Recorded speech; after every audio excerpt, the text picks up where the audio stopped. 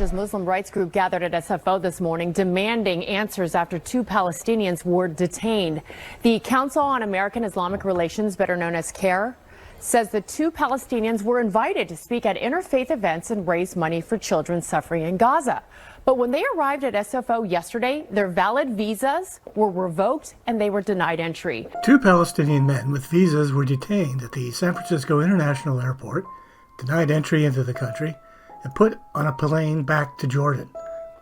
No one knows why this happened, and the Customs and Border Protection is not giving any details.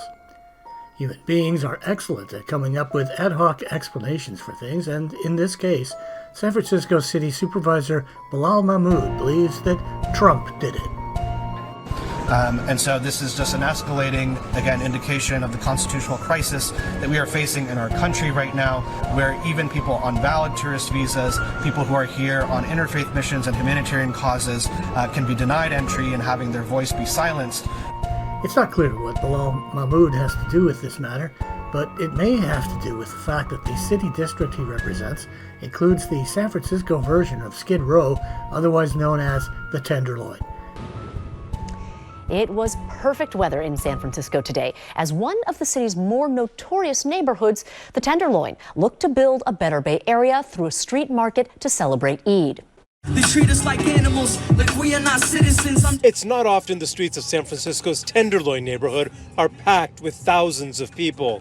Even San Francisco Mayor Daniel Lurie giving organizers some props. But my goodness, this is a beautiful sight looking out on all of you, block after block.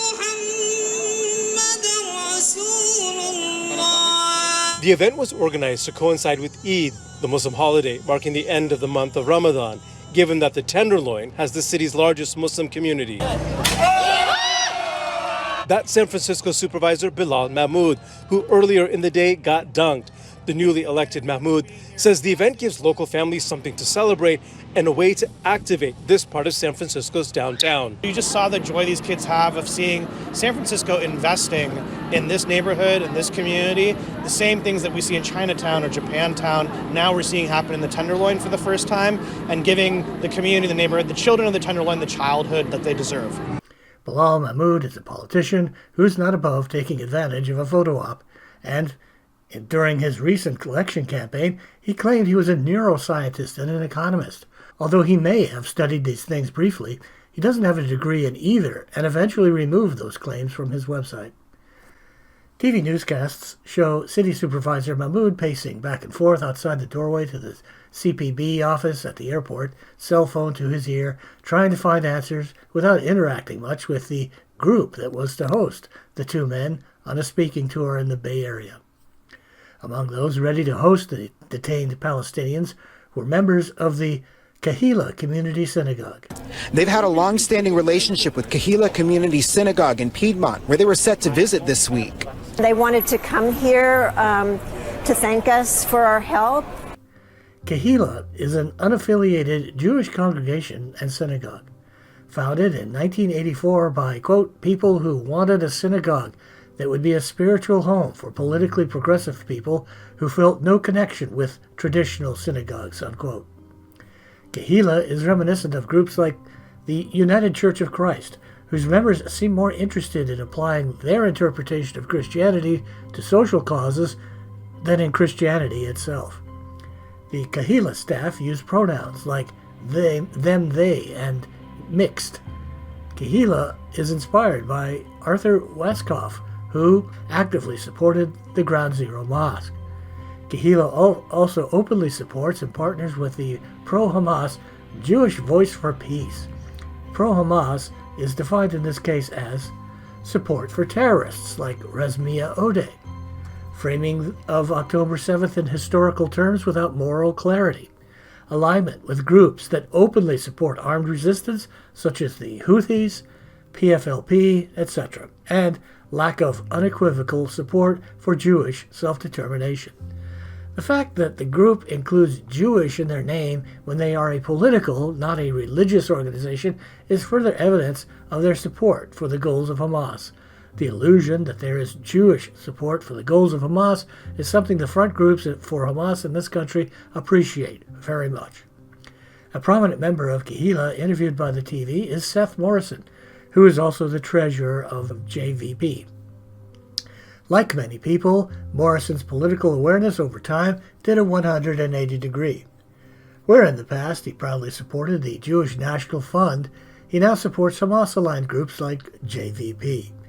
The turning point came when he believed the Jewish National Fund was involved in the eviction of the Sumaran family from their home in the Silwan neighborhood of East Jerusalem. That was the turning point for him. He now saw the Jewish National Fund's practice as part of an enterprise to Judaize the area. Oscar Wilde is credited with saying something to the effect that once you have loved someone, you will do anything for them except love them again. This certainly seems to apply here. Morrison's growing political sophistication led him from support of Israel to support for the 21st century's version of the Nazis. Morrison vouched for the Palestinian men as totally peace-loving people. These are totally peace-loving people. They're family men. They are here for 2 weeks to raise awareness and to raise money for the summer camp they run for their children. Another member of the welcoming committee at the airport was Ben Linder, a board member of the two-state solution Ground Zero Mosque supporting J Street, who described the two Palestinians as men of peace. They are men of peace. They are community leaders. Their tools and weapons are a camera and the written word. Whose weapons are a camera and the written word. Thank goodness they're men of peace, or their weapons might be Molotov cocktails and M75 rockets.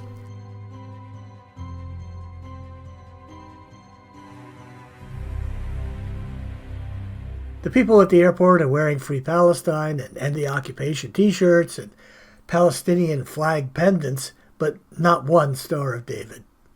Someone else, who won't be wearing a Star of David at the airport, or anywhere else for that matter, is the San Francisco Bay Area Executive Director for the Hamas-linked Council on American Islamic Relations, Zahra Billoo.